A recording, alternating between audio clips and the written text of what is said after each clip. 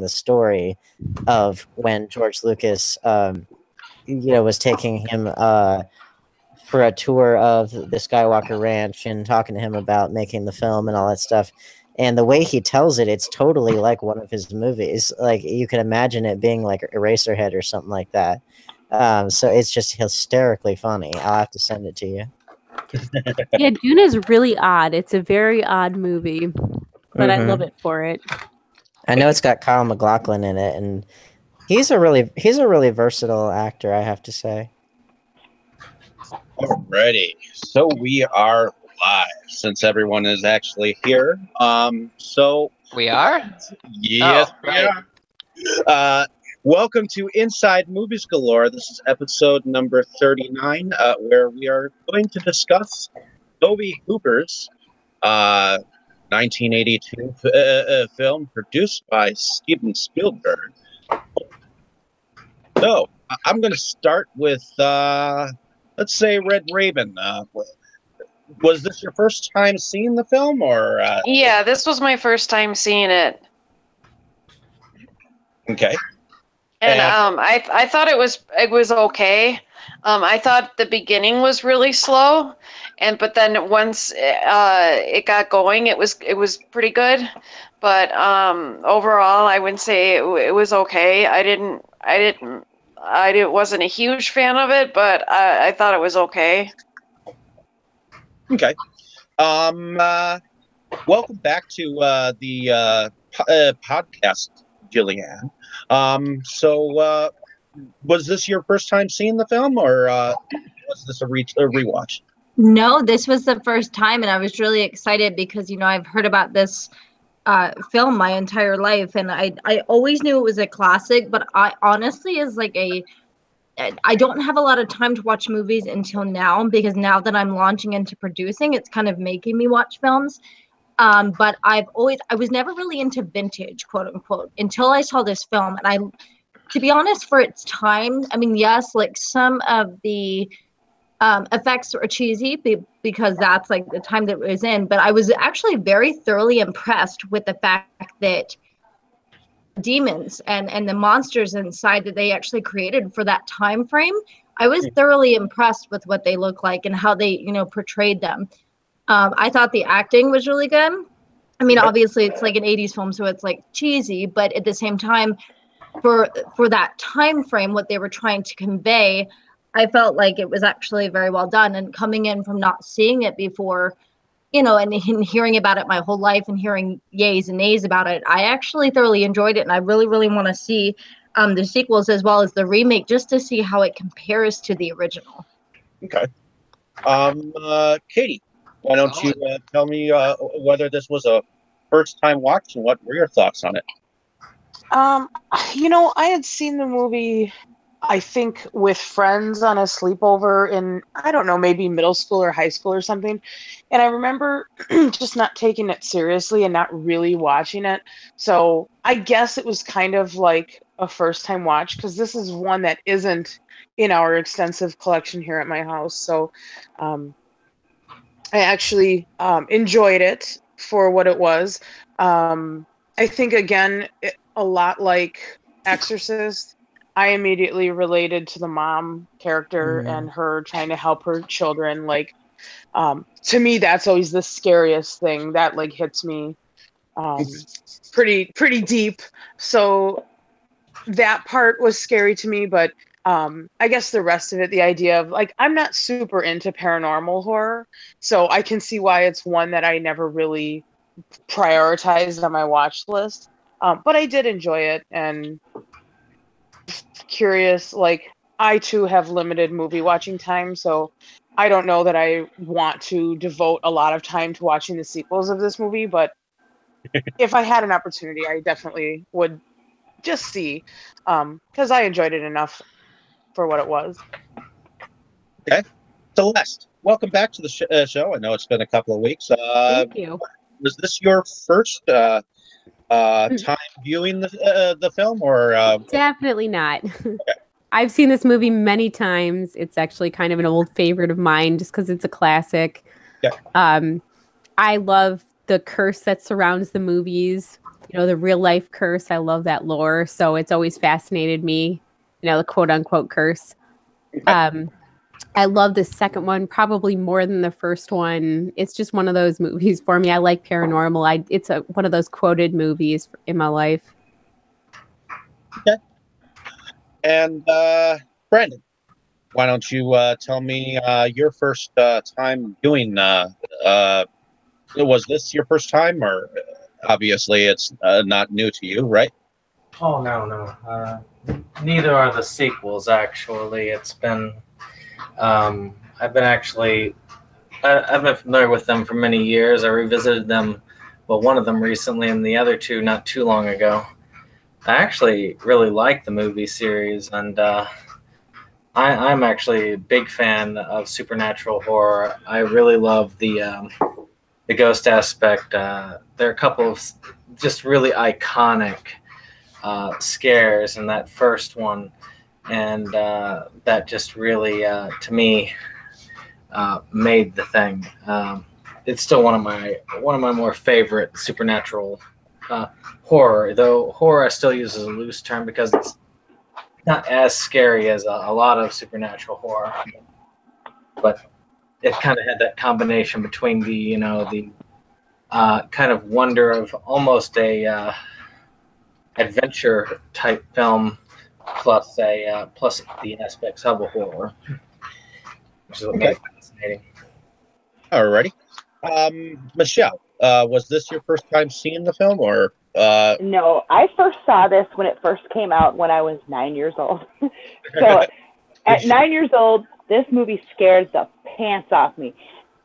Now, watching it now, it's not as scary, but when you're a child and you watch a movie like this, all of a sudden you're afraid of swimming pool holes, you're afraid of trees, you're afraid of clowns, you're afraid of closets. It brings up a lot of people do grow into. They're just little things in the movie that will bring things up. That thunderstorms. People are very have fears of thunderstorms. It kind of pulls that in. I like anything that's to do with supernatural. I always have, even at the age of 9 years old, but it did scare me half to death. So, after that, I never even had a doll after that. After I saw that movie, I wouldn't even play with dolls. I was done. I was like, nope, I'm good. They could come to life and kill you. I have to say, I have not seen like the remake version of it. I've obviously seen 2 and 3, and I really like the first one the best. Especially when you look at 1982 film quality, crisp, clear colors. The picture was clear. It wasn't fuzzy, so it was very good quality at the time. Okay. Dane, welcome back to the show. So was this a first time watch, or have you seen this before? I have seen this many times. It's oh, well, here's the thing. I always have a hard time deciding what my favorite horror film is because, like, I have a top 3 that could all occupy the #1 spot, this being one of them. Like, for me, The Exorcist is great for, like, what it does in terms of provoking thought and intensity. Bram Stoker's Dracula I love because of its aesthetic and its faithfulness to the novel. And then this film, out of all it probably scared me the most out of all the horror films I've ever seen. Mostly because the kind of stuff that happens in it is exactly what I was always afraid of when I was a kid. Like your home not being a safe place and ordinary things turning evil and that sort of thing. And I have to compliment also the screenwriting. It's an extremely good script. There's very clear first and second and third act breaks. There's very clear act breaks. There's a great ramping up of suspense. It's really intense. And it just, everything that happens in it, it hit me on a very personal level because it's what a child would be afraid of. And particularly like when the guy rips his own face off, like that kind of stuff just freaked me out. And then I saw it when I was 12 years old. And then when it was finished, I was literally like panting in the bathroom, and I was imagining like the bathroom turning evil or something bad happening there. And I used to have to empty the dehumidifier underneath the house in like the basement.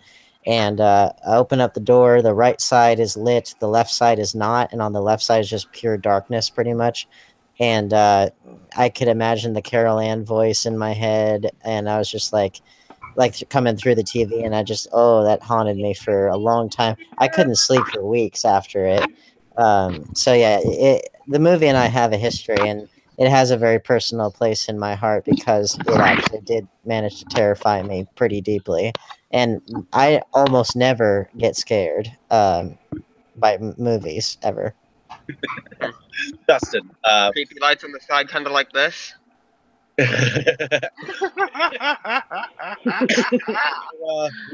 This was not a first time watch for you. Oh no, I've seen this movie probably something like 20 or so times. I don't really keep count, but it's one of the things that I like digging out every once in a while. It's a Spielberg movie kind of with an edge. So it just seems like something that's like perfect for kids to start bridging into horror. I was not really scared by anything in this movie, although the very first time I saw the floating head come out of the doorway, where it's just like raw, and I was like, like that surprised me. But it wasn't necessarily like a real scare. However, like I just love this movie. Like, it's very well done. Like, I agree with almost everything everybody else has said.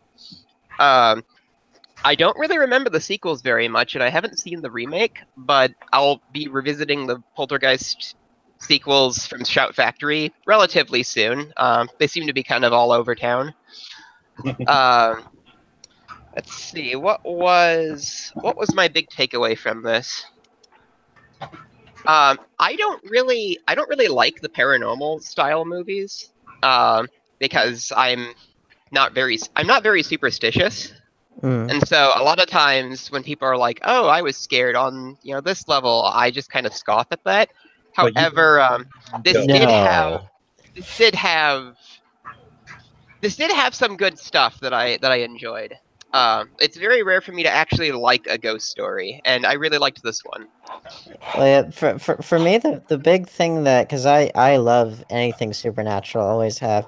I think the big thing is because I've always had a really overactive imagination, and for me, the I've never been scared. I'm the kind of the opposite. I've never been scared of someone with an axe or a machete or anything. I've always been scared because theoretically, unless it's like Jason or someone like that you could kill, you could theoretically kill someone who has a knife or an axe unless they are like Jason, who's immortal or whatever. But the thing is, like, that for me, it never scared me. But like, what scares me about the paranormal is that you could not really fight back, and interact with it. Yeah, well, it's like nothing that you can do as a mortal can do anything. And I guess the only exception to that rule is like with The Exorcist, how they have, the power of prayer and things like that, which even then isn't necessarily foolproof because, while they may vanquish the evil, they may have to pay for it with their lives and things like that. So, I mean, it's not, a perfect trade-off, I was going to say they died, yeah. Yeah, well, that's exactly my point, is that it's I guess that to me is why it was so scary, because you can't really fight back, and you can only escape and endure and all that stuff. And I guess I've also kind of felt very powerless in my life in many instances, and so especially if you're a child and you feel powerless and you feel like the world's a big scary place, and then all of a sudden that big scary place is your own home, and every bad thing you ever imagined comes to life in your own home with innocent things turning evil. I don't know, that just gets me on a very strong level because that's exactly what I was always afraid of as a kid. Totally agree. My house was exactly like that, but I didn't need ghosts to make it awful. I get exactly what Dane's saying because I was that kid too. I didn't watch horror. My parents wouldn't let me, but I was always had this weird fear of things. I was always, that kid that would run in certain parts of the basement and Yeah. things like that. And so it was like, I think I love paranormal movies so much because they tap into that feeling I had as a kid of those like not being able to trust ordinary things or not knowing what's going on. And also, Without a doubt. It's funny you say that because I think that's why I don't like paranormal movies. For the same exact reason. Like, I totally relate to all of that, but I think it's steered me away from paranormal movies. For Well, some reason. everybody's got those kind of darker parts of their past or themselves that they either want to revisit to try and conquer them, or they don't want to revisit them for that exact reason because they're too painful. You know, to each their own, of course. That's been such a pervasive feeling in my life that I find that kind of, for me, it's like trying to exercise those feelings out of myself, you know, to try and get some kind of a hold on them. Yeah, it's control. You get to watch it in your environment on your terms, and you get control over that feeling because you're safe now and you have that feeling of safety. So you re-experience it. That's exactly right. And one of the big things that I want to do with my work is, like in film, and I'll do more of this as I expand. But one of the big themes I want to explore is kind of the relationship between children and adults. How adults, whether they mean to or not, can be very abusive towards children, at least as far as they're making their children feel unsafe, even though they're trying to make them safe. It kind of, in their efforts to do so, they make them feel more terrified. And how damaging that can be for children, and preferably do it through kind of a horrific supernatural lens. And I think the parents in here were not that way, not the way I'm describing, but like the same effect is in place where children are in peril, and the kind of fears that children would have are being brought to life quite literally. And it's like tree. Well, yeah, it's like literally they hit every single thing: a scary tree, storms, clowns, ghosts, demons. Ripping your own face off, maggots. Like Spielberg in his classic period could hit all of those classic fears, especially like in the first 3 Indiana Jones movies. They had bugs, they had rats, they had snakes, they had skeletons, they had all these different things. And I do miss that kind of instinct where you're able to really explore everybody's fears. And just for me, whenever it involves children and it does it in a kind of intelligent way that really speaks to the way that children really feel when they're afraid, I don't know, that's part of why it's special to me. It's pretty good. I actually kind of have an interesting take on that. When you said talking about parents and children, I was always really more into the paranormal, like EVP kind of movies, just as a kid in general, like just as like more of a teenager.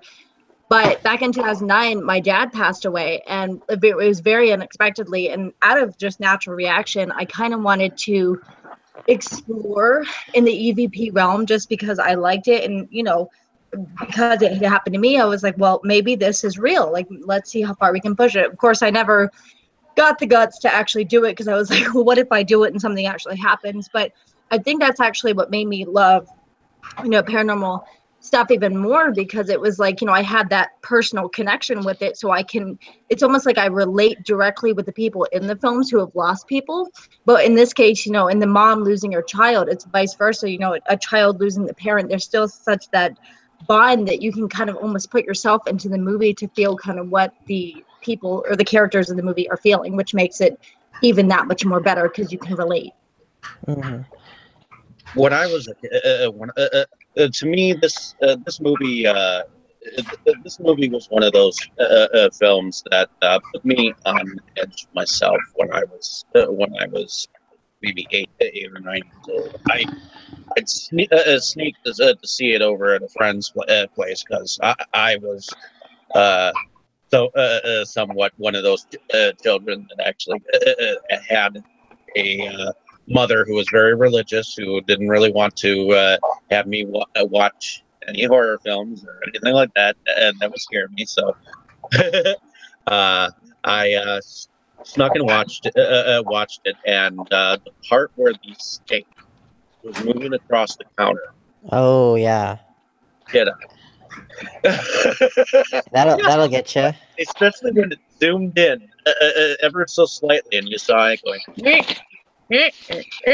Well, and I'm sure that the famous expression they just men just leave it in there until it walks out by itself. I'm sure that that was in the back of their minds when they were writing that. I also felt I was watching the film just recently how young the little girl actually looked. The main child. I mean, she was very innocent and very young. She was only 12 when she died, wasn't she? In the third one. Yeah. They did a really great job on casting her like as someone vulnerable in all of them, really.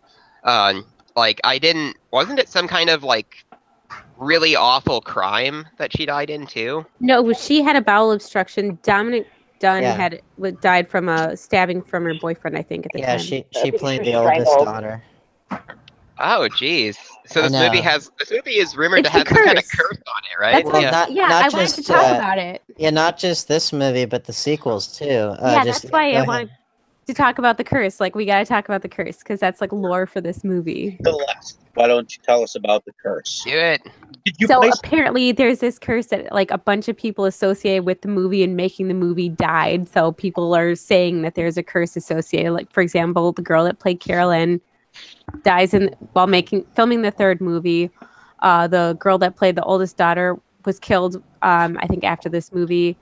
And then the older man from the second movie died, although I think he knew he was dying when he signed on to do the role. But it's like there's so many people associated with this movie died. It's probably because they used human bones in the freaking pool during the filming of the movie. well, you know why they did it was because they were in the pool. You know why they did that? It's because they got it from UCLA and they were cheaper, I think. Yeah, it was cheaper. Well, the rumor I'd heard that was they were from India or something. Well, and you know what? What's funny is that actually, when not this movie, but when Pirates of the Caribbean, the original ride, was opening at Disneyland, they actually used real skeletons in the ride. Well, not all of them, but part of them in. Which I'd have to confirm this if this was actually true or if this is a rumor. I think it was true, but it was where they used actual skeletons in parts of the ride because they were cheaper. But I know for sure with Poltergeist that it was absolutely true. And that's still pretty eerie to think about. You know, that gave me... It lends to the authenticity of it. It does. Had everyone heard about the curse? I had, yeah. I'd heard about the curse, but I didn't know a whole lot about it. I never did. I haven't heard about it at all. So, now know about it. What do you think? Is it possible that the film put a curse on the actors? Nah.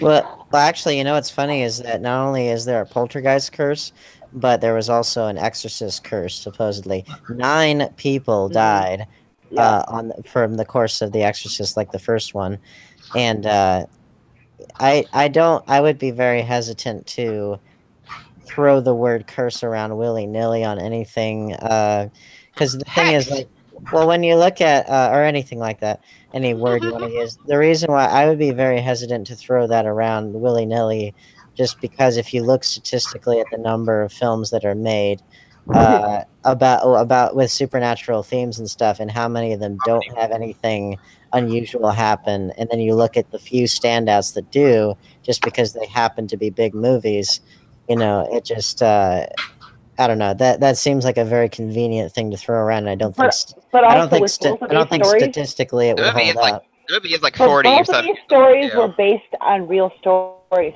and then there's a curse that seems to go along with it. So I think it's maybe it has to do something with the realness of the storyline itself that lends to it. So Poltergeist was actually based on actual events? Yeah. No. It was in England. Yes, it was. I just had it up. But yes, it actually was loosely based on a true story. The same way Chainsaw Massacre is based on Ed Gein, yeah. Well, but I thought that, well, I know The Exorcist was based on the Roland Doe case, but, like, Poltergeist, I know, was inspired by Spielberg's own childhood fears, particularly the idea that he thought that the people that he was watching on TV were looking back at him. It would be interesting to know what story this was actually based on, because I didn't. I'm grabbing it right now. I just was looking at it 2 seconds ago. Yeah, tell me, because I hadn't heard about that from that particular So one. I hadn't actually myself either. Yes, it was loosely based on events at a house in Long Island, New York, where a family called the Hermans were plagued by so-called poltergeist. Between February and March of 1958, bottle tops and lids inexplicably popped, ornaments flew about the house, a heavy bookshelf mysteriously fell over, and a Virgin Mary figure soared through the air and struck a mirror 12 feet away. A police officer came to investigate, was almost hit by a flying globe, while a British press photographer who went to cover the story witnessed his flash bulbs lift off a table. A priest was called, and ministers from all sorts of faiths conducted rituals on the front lawn, but still the strange happenings went on as parents James and Lucille and their 2 children, Lucille Jr. and James Jr., became increasingly scared. Interesting. I wonder how much of a cut from selling the story they took. The link today and after the show. And it said experts confirmed the house was structurally sound. The fire brigade checked the water levels in an old well, and equipment was set up in the basement, confirmed there was no land vibrations, and it was a mystery. And as suddenly and quickly as it started, the haunting stopped. Now, with the age of the children, there is poltergeist activity. There's a trend with it when it happens. Usually, there's a teenager around 12 or 13 in the house. They're coming to their own. Their bodies are going through changes, and it can trigger poltergeist activity. Yeah. I don't know if that's part of what that goes hand in hand with why Reagan is a victim for Pazuzu in The Exorcist, and why it goes into the theme of puberty being like a scary thing for parents and children. Which in this case, the girl was a lot younger than that, very, very prepubescent. But it's what's that reminds me. One thing I have to really compliment the movie on is how they explained a lot of theories about, the either not really the afterlife, but more like a kind of life after death existence, at least in terms of the different options. Well, like the interim period of existence, like for those who pass on or those who don't, and all that stuff. And I really like how intelligently they treat the subject of parapsychology and that kind of stuff. They were able to explain everything in a way that was very easy to understand and did not bog down the story with too much exposition and that kind of stuff. I also feel like a poltergeist would feed on vulnerability. Carol Ann was very, very small. She's very vulnerable. Whereas, 13 and 14-year-olds, you're vulnerable because you're going through changes. You feel like nobody understands you. You're in a vulnerable mindset, which allows the poltergeist to be able to feed off of you. Yeah, exactly. Yeah, and a child is open. They're open to seeing, hearing things that an adult would shut out. Yeah, that does tie into my favorite line in the movie is when I can't remember what her character is called, so I'm just going to call her Zelda. Tanzia? Yeah, when she's giving the monologue about, like the voice calls to her and lies to her, to her, it's another child. But to us, the psychic at the end? I thought yes. That was my favorite line because it was very subtle and it implied a lot of things. And I first saw it back when I was religious, and it was like, ooh, like that was actually a pretty frightening moment. If you believe in that kind of thing, and I really enjoyed that. Well, that's the thing that I find interesting about it. And if I'm not mistaken, I think the sequels go into depth about who the beast is, because I think that what we're meant to initially take from that is that it could theoretically be the devil, or at least some kind of high level entity. Yeah, something that kind of evokes that kind of fear response in us, whether it is in fact the devil or not. But something powerful. Yeah, something powerful, and it's better when it's left ambiguous like that, just for the sake of producing that fear response in us. But that was very effective, and that whole monologue was again really effective because it expounds upon the kind of comforting monologue that the one parapsychologist gives, which is very nice and sweet and loving and everything. So it's like the other side of the coin, and it's a very effective way to show that it's not all sunshine and rainbows after death, theoretically. Exactly, and I ended up with kind of a new theory of for like why everything kind of goes back to hell at the end. Mhm. Because I didn't really notice this before this viewing, but so the way it was set up, it sounded like whatever that entity was, it wanted to use Carol Ann to keep spirits there so that it could like feed off them or Yeah, control whatever it them. was doing. And then when, thanks to Carol Ann and and Zelda's efforts, all the spirits are freed. Like the thing is like, you took all away my stuff, and so that's why it tears up the house and comes back at the end. Yeah. The way that I understood the film, it never made sense how she was like, this house is clean, and then minutes later, literally sucked into hell. Well, The she way was, that I It's understood- time for it to the save way up that I energy to be able to fight again. yeah, she was trying to free the souls that the beast had under his control. They succeeded. Yeah. The way that I had understood the film is the reason why the spirits were actually manifesting, so to speak, and creating problems is because back in the 1970s, the dude who was developing the area, he'd forgotten to move the bodies. Right, he didn't bother. He was a cheap ass and didn't bother. And he just removed the headstones. So that is why the spirits began haunting them, because they were the first family to. Well, also too, think about it. What were they doing? That's They why were they were digging there. up a pool. They were digging up a pool. They disturbed the land. If they had Yeah. never dug that hole, it might not have ever happened. Very true. Yeah. I wonder if the other houses would have had basements though. Because wouldn't that have? You would think that they would have known that they were there. It's just something that could never happen. But Yeah. and then again, we all know how big corporations are and what things they will do. Well, here's something kind of neat that I wanted to talk about with the film was sort of the use of some dark humor, like comic relief, and also some elements of social satire of the early 80s. Because there's plenty of like little things, like they had the burial for the bird, and it's like, can I have a goldfish now? I thought that too. That was hilarious. I like but then, that. but then The you mom also is see like smoking pot in bed. but you also see like the What's so weird about that?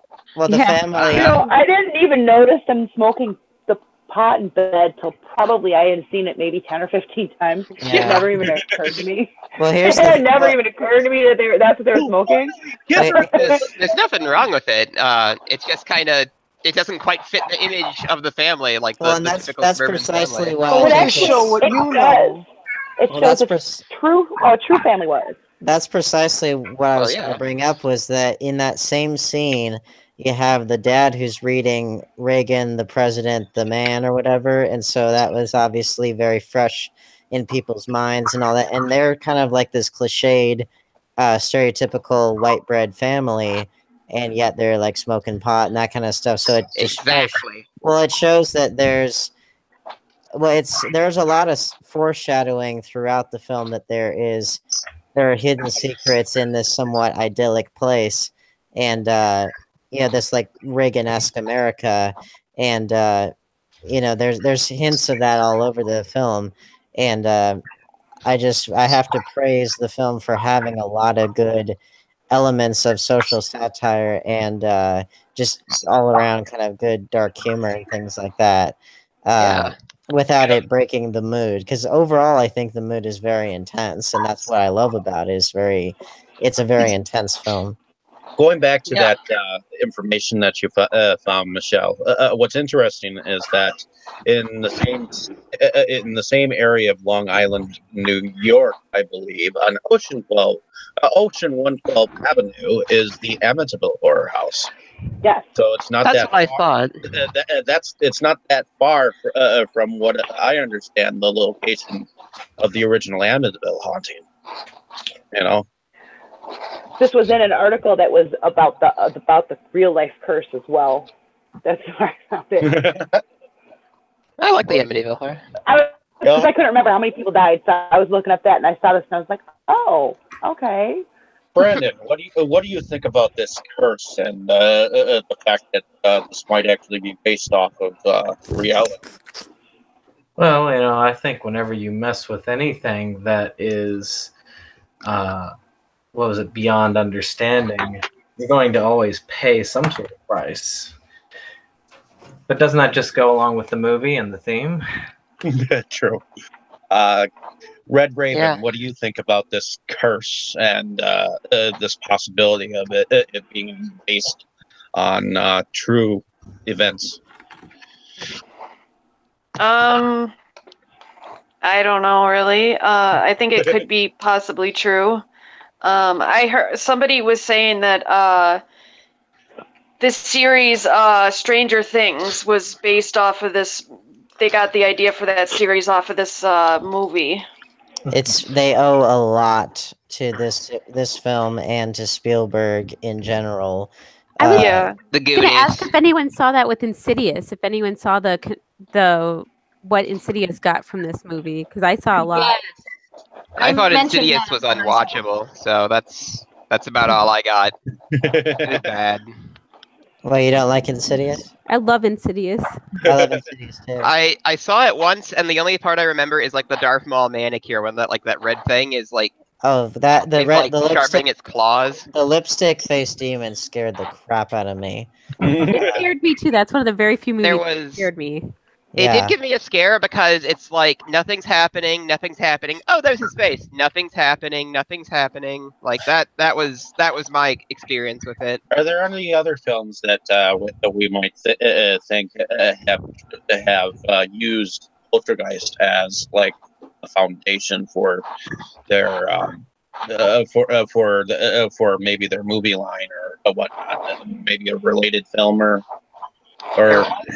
there was a scene with the clown in I think it was one of the Scary Movies where like the clown comes after the guy and then the guy attacks the clown back, and it was like, oh, good lord, okay. Like I feel like there's more. I just can't remember any of it right now. Well, I think the movie itself triggered a bigger interest in paranormal at the time. There was a resurgence in people's interest in people wanting to do more parapsychology and research into the paranormal, and it really, I think, what's interesting is that there's another film that it isn't so well known, but it has a paranormal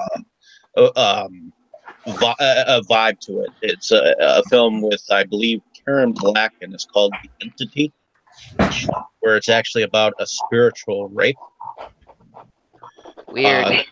That happens to a mother, and it's something that she experiences.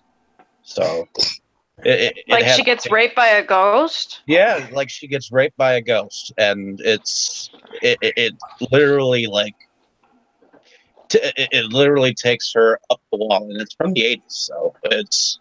I remember there's actually celebrities. There's celebrities, and I can't remember who they are, but there are celebrities that have said that they've had sexual, spiritual encounters with ghosts before. I've actually read it in magazines, and they were getting interviewed about it, and they were dead serious. I want to say, no, don't hold me to this, but I want to say maybe Kesha was one of them. You know who was one of them? You know who was one of them? Was Bobby Brown. Also, yep. I'm serious. Actually, no. There was a film that did remind me of the themes. If you look at oversexed rug suckers from Mars, for instance. Oh yeah, rug suckers. Rug sucker. possess vacuum cleaners that would attack people. Oh, okay. I own that film. But on a more serious note, though, if you look at some of the themes, I mean, one recent film that utilized that whole like transgressions was a film called Last Shift. If anybody saw it, it's fairly recent. Yeah, I've heard of it. I haven't watched it yet. I didn't see that. It really was one of the few supernatural films these days that legitimately gave me chills, to where afterwards I actually was a little bit leery walking around the house, and that is something I don't get shaken by films these days, and that one that I think helped I think that Poltergeist really works towards something like that, really. Okay. Yeah, the effects. Do you guys think the effects actually really hold up? Like, because I was completely convinced by everything in this movie. Yeah, the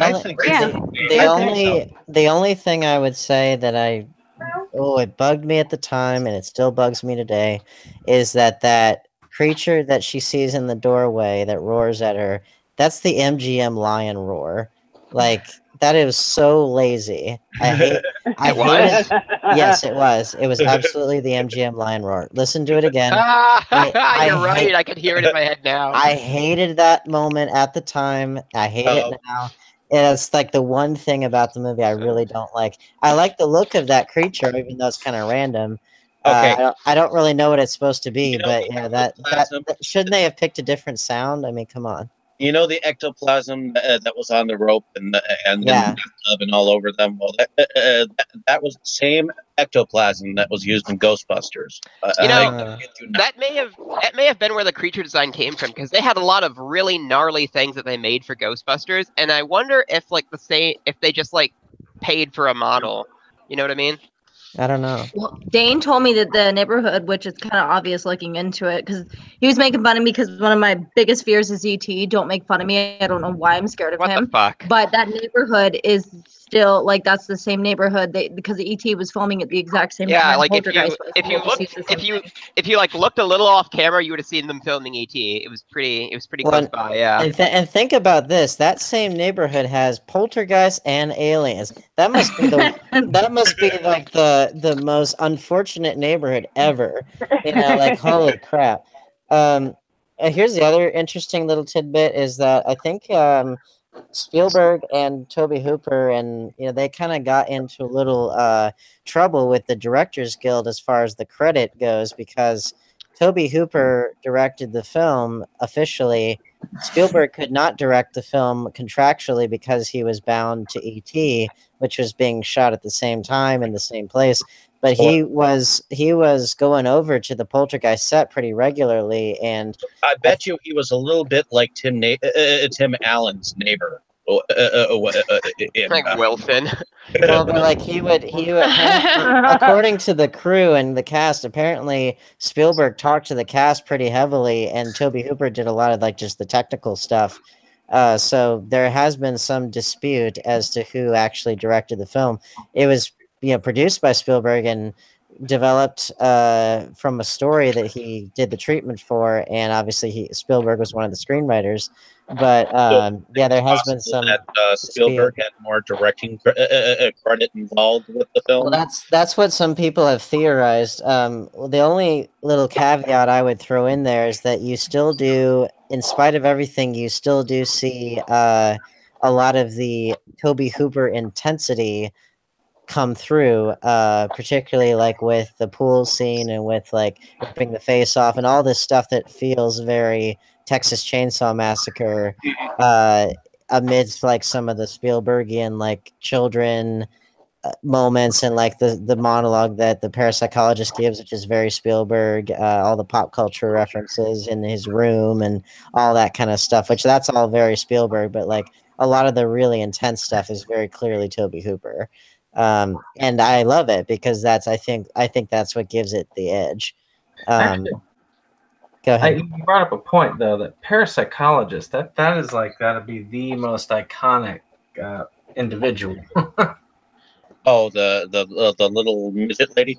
Well, no, I I was talking about the one before her. She was the psychic. No, I'm talking about trying to look up her name. She was a fantastic actress who won.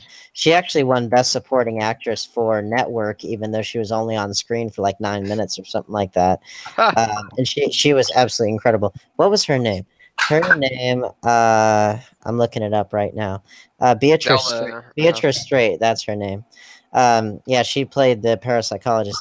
I absolutely love her as an actress, and I think she gave just as good of a performance in Poltergeist. I thought she was absolutely incredible, and she has so much warmth and intelligence, and that is so well counteracted with the psychic's creepiness. You know, at first when she came on set with those school teacher like glasses, she looked like rather old, but when she took the glasses off, then she looked a little bit, much younger. Well, that was kind of a great moment too, where they're like, "Oh yeah, we'll just come like look at your haunting," and it's like, "Well, what have you seen?" It's like, "Oh, we've seen stuff move here and there," and they open the door, and they're just like things flying around, and like the next scene, like she's like trying to drink a coffee or whatever, and like the cup is just shaking. That was great. I think one of my favorite parts is when one of the parapsychology guys comes down with a bite on his head. And that kind of reminds me of when I was watching the show Ghost Adventures, which is the spin-off of Ghost Hunters. Those guys would go into these paranormal EVP type hunts, and they'd literally get marks on their they would go in and antagonize these places. And call them out, and they'd literally get like large size welts on their stomachs. Bites are a common thing in ghost haunting activity. It is a common thing. So they did bring a lot of common haunting elements into the storyline. That's what I liked about that. I thought JoBeth Williams did an amazing job. For an actress, that kind of a role has a lot of meat to it. There's a lot of emotion. It's a horror movie. It still had a lot of emotion. I mean, this is your child. And I thought she did a very good job. Well, and also not to mention the fact that one of my favorite things about it is there's a lot of good explanation into the paranormal and the practice of parapsychology and all that stuff. But what I think is all equally effective is all the stuff that isn't told to you. Like what bit that guy. It just all that stuff. It's like it. I think that part of the reason why there might be a wide selection of kinds of scares is because, like she said, the beast knows what scares you and don't give it any help. It knows too much already. But again, it's like part of I think what makes it really scary is not knowing everything. And there's a beauty to that. You know what?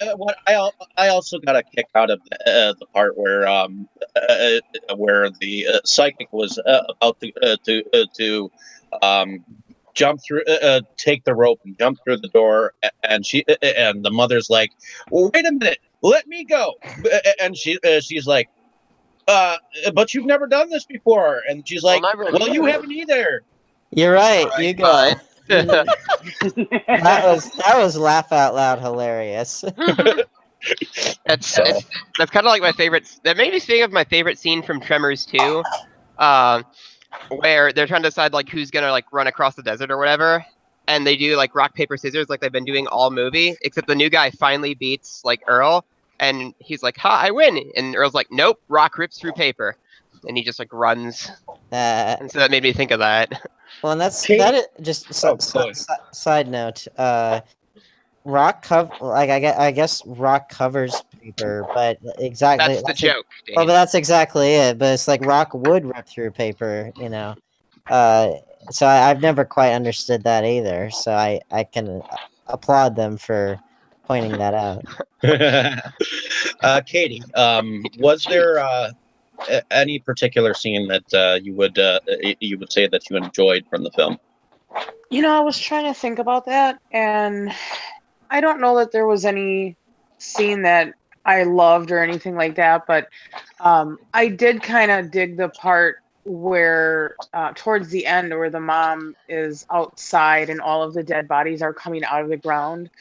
I kind of thought that was fun, and kind of a neat. I wasn't expecting that. I Okay. wasn't expect like they were in the cemetery. Duh. Like I wasn't even expecting that the bodies were still there. So I kind of liked that. That was kind of a fun scene for me.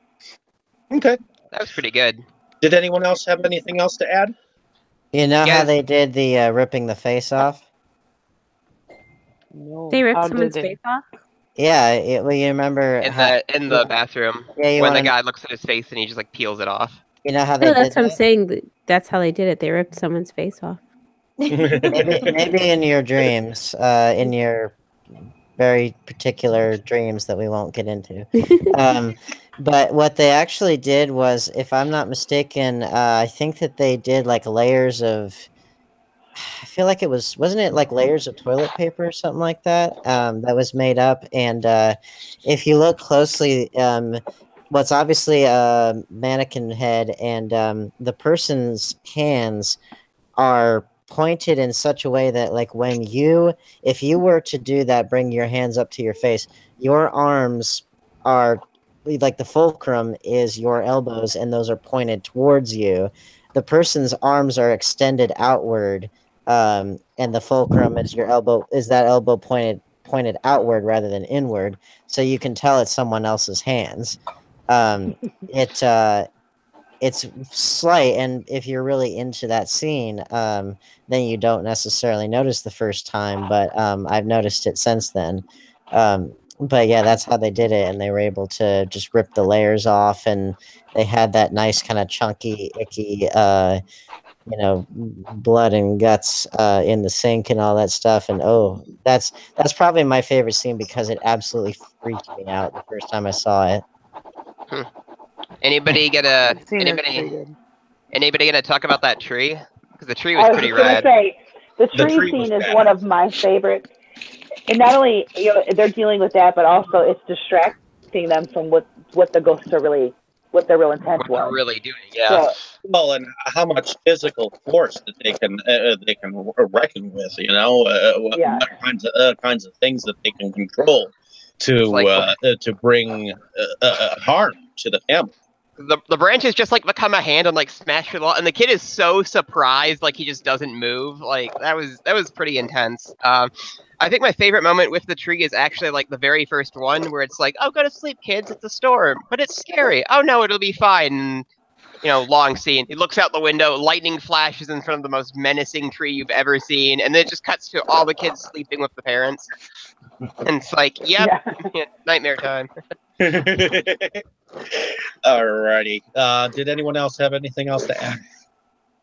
I think one of my favorite scenes in the thing was when right after the lady's hand is shaking on the teacup and they're just kind of sitting there. I love how like nonchalantly the mom's like, "Oh yeah, things move around," and then like the lights flicker. She's like, "Yeah, there's gonna be 2 more after it, so don't worry." Like to them, like to her, it's like not even like a thing. But I think one of the things that like freaked me out the most about the whole film was at the end with the clown. Like he's sitting in the rocking chair, and then he like the next thing you see is his arm like wrapped around the kid's neck, and just like the facial expression changed, and just the way that like he looked at like underneath the bed, it was just like creepy. I feel like they were really into the clown for that remake because its face is all the fuck over the thing. Yeah. Like, Yeah. Well, and clowns are just scary anyway, and I think they Yeah. kind of knew. I think they kind of knew that.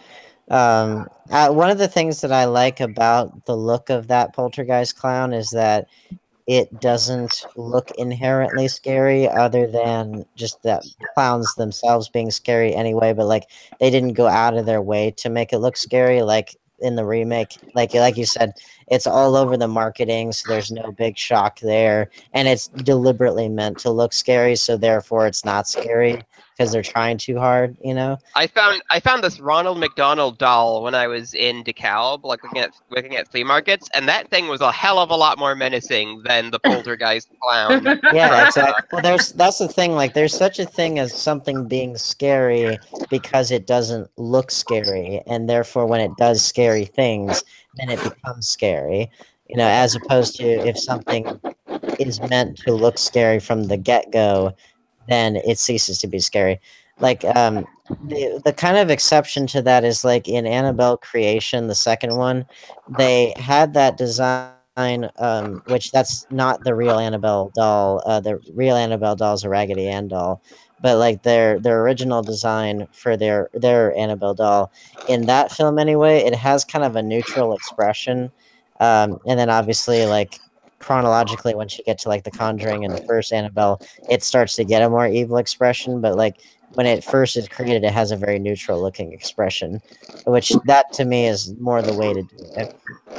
Just because that if you give it a more neutral expression, then or make it look conceivably like something that a child would play with, then when something bad does happen, then your imagination fills in the blanks. Okay.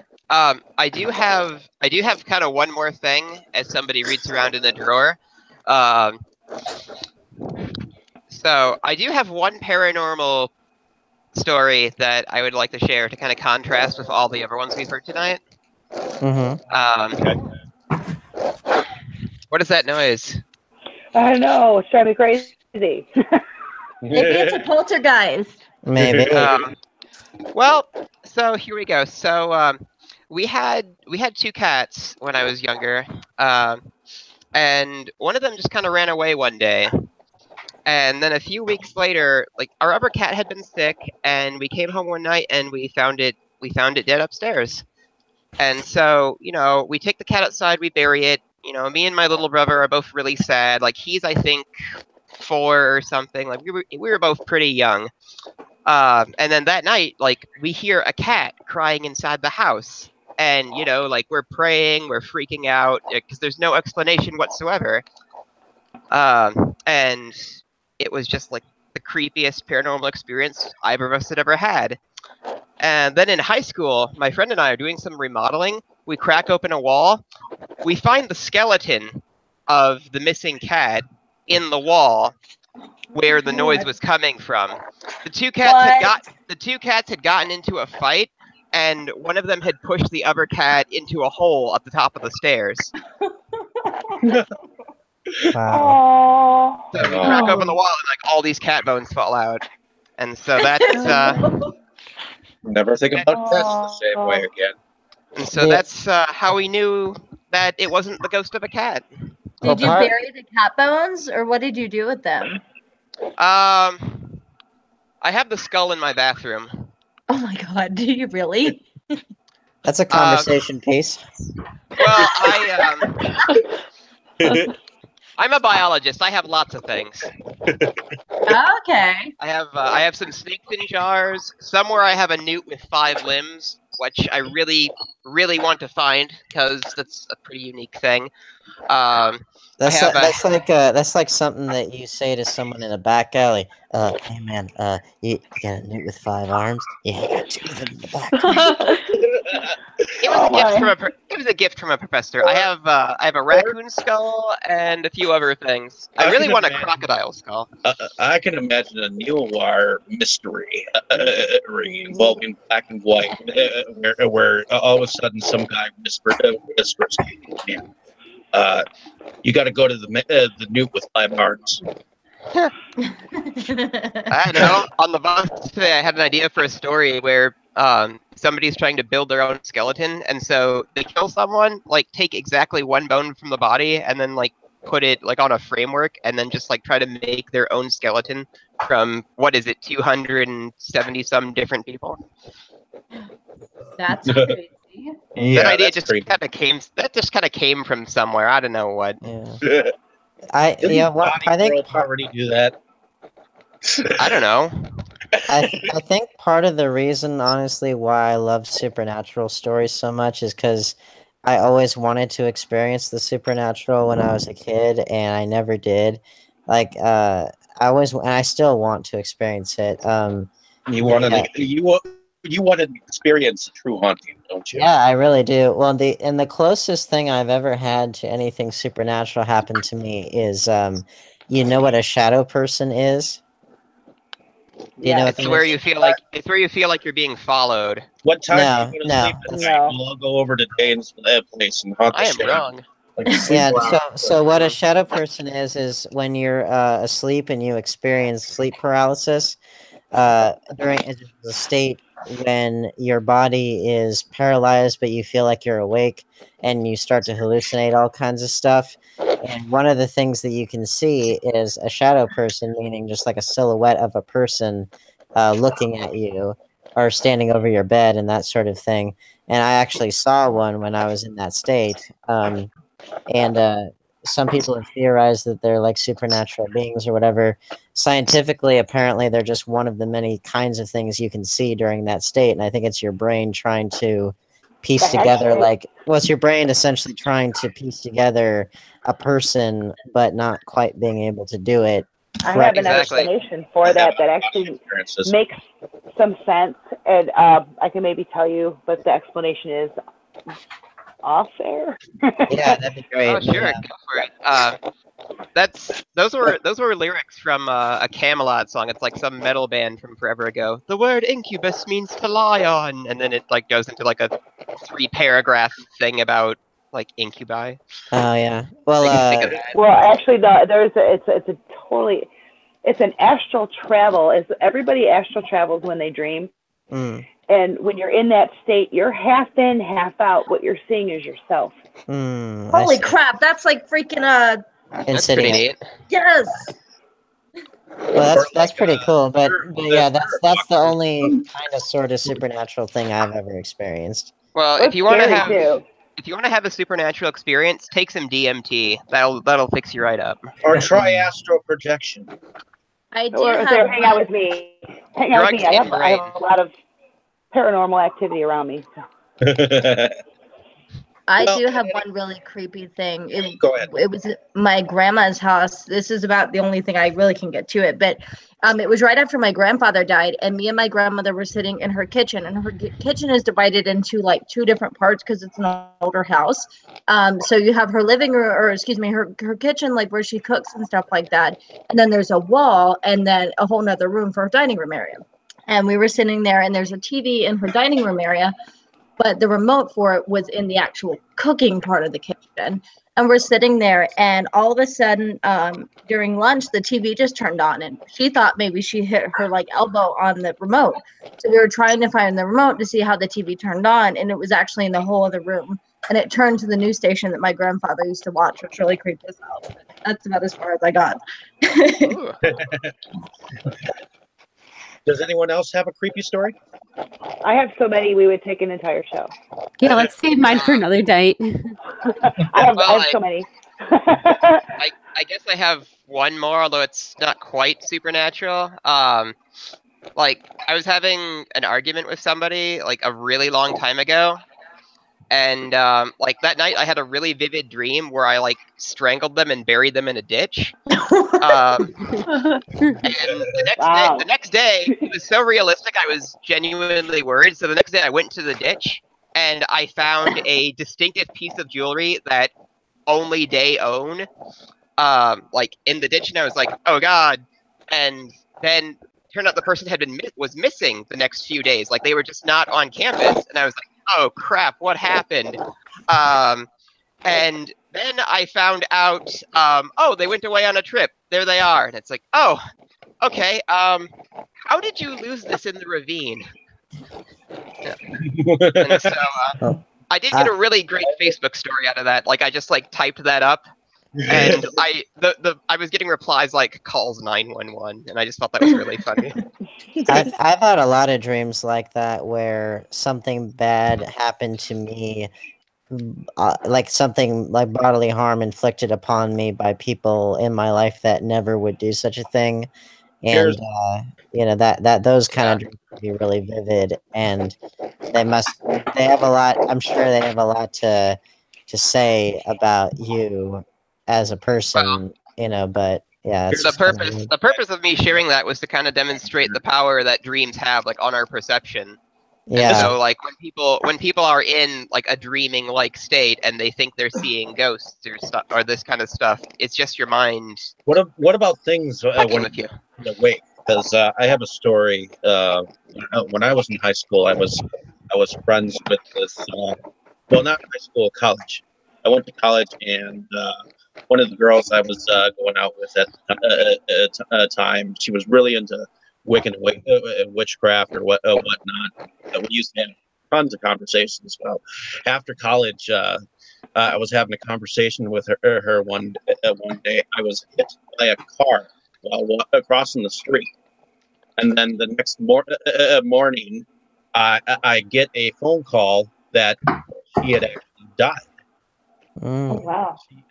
because she had actually had something wrong with her throat. Nobody really knew, and somebody told me that she actually had ALS. So Mm. she, Wow.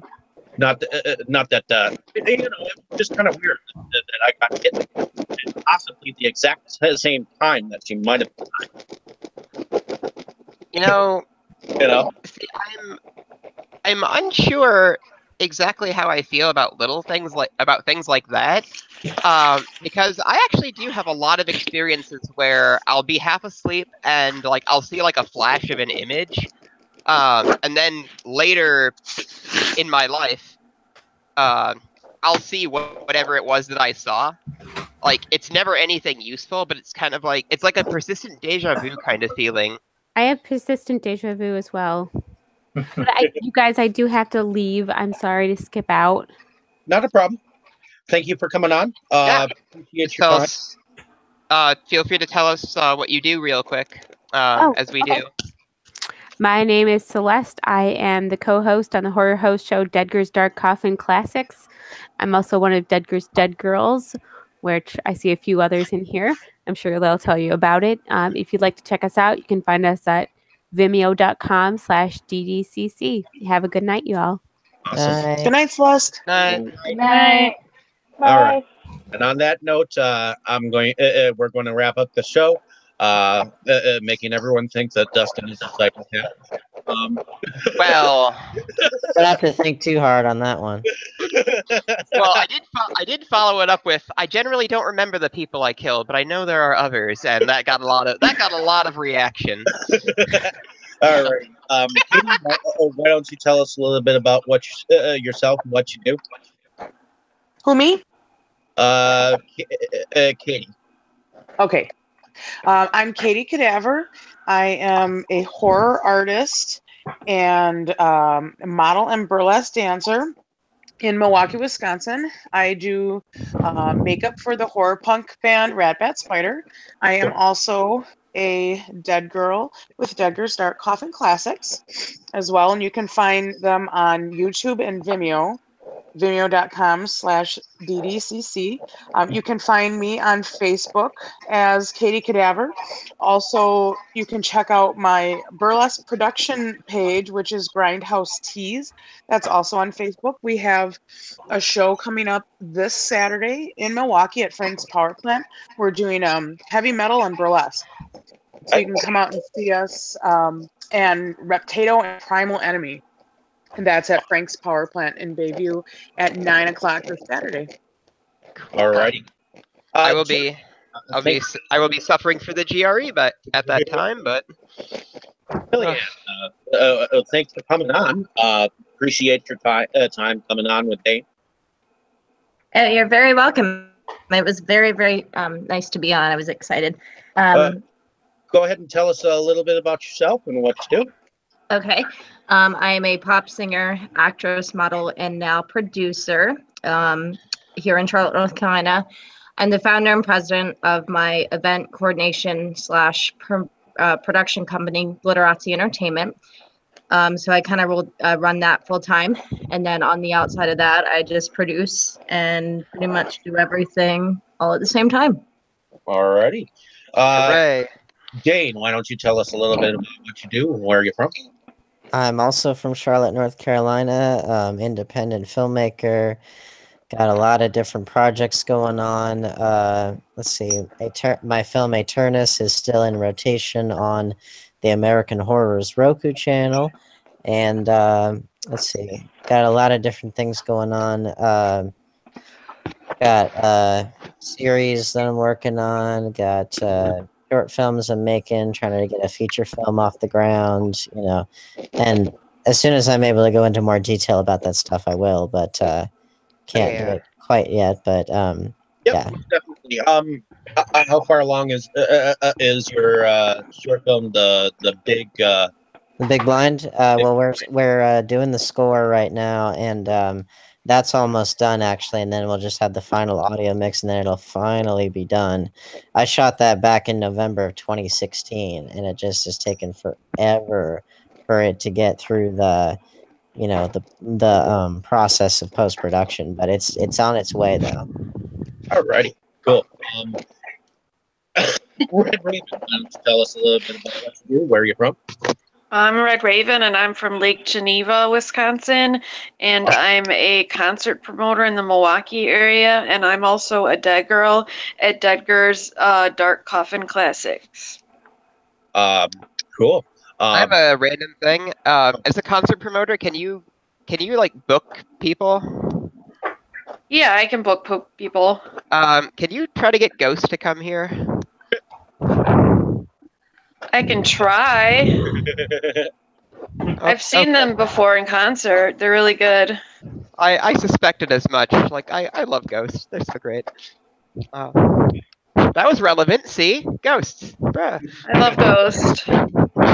Brandon, tell us a little bit about what you do, where you're from.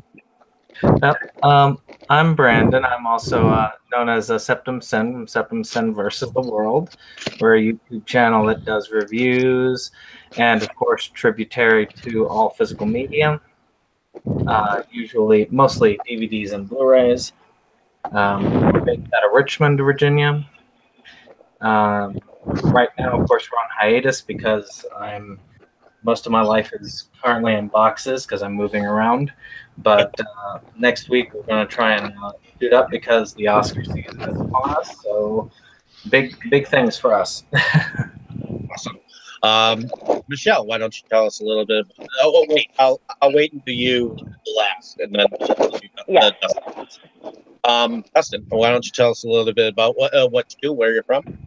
Well, I'm from Rockford, but I live in Milwaukee. I go to UWM, and well, I am really into movies, and so that's kind of why I'm here. I'm also going to be doing some articles for the Movies Galore blog pretty soon. My first movie is going to be Slippus, followed by I think I want to do like a whole creature series. So we're gonna be getting lizards and squids and whatever the hell the Slippus is supposed to be. So yeah, I'm a fairly advanced collector of movies at this point, and looking forward to taking this further. And I just love being on here because I like to hear myself talk. And I don't like hurt anyone, by the way, in case anybody is concerned. He's lying. Call the police. Do not listen to that man. It doesn't matter. And Michelle, why don't you tell us a little bit about you and Well, hi, I'm Michelle Yeager. I'm an editor and reviewer for Movies Galore of Milwaukee and head of Yeager Entertainment in Detroit, Michigan. And instead of talking about myself tonight, I would like to use the time to say a fond farewell to a longtime friend and colleague of mine, BMI songwriter and recording artist Billy Spielman. Billy was in bands such as Billy Spielman and the Double Knot Spies, the Ellsworth Davis Band, the 10 Speeds. I'm trying to not mispronounce this one's a little bit difficult. It's the Diddleys and the Running Kind. Now, Billy passed away in his sleep today. My heart goes out to his wife Susie and his kids. Charming, witty, and humble. He was a multifaceted entertainer and a staple in the music scene. As ever the gentleman, Billy wrote a song for me a couple of years ago with the Billy Bobs called Tattoo Rebel, and it's just a few years ago he put this out, and we're going to share this with you this evening in remembrance of my dear friend, the legend, Eastside Billy. Rest in peace, Billy, my man. Much love to you and your family. Thanks, David, for letting me do this. Definitely.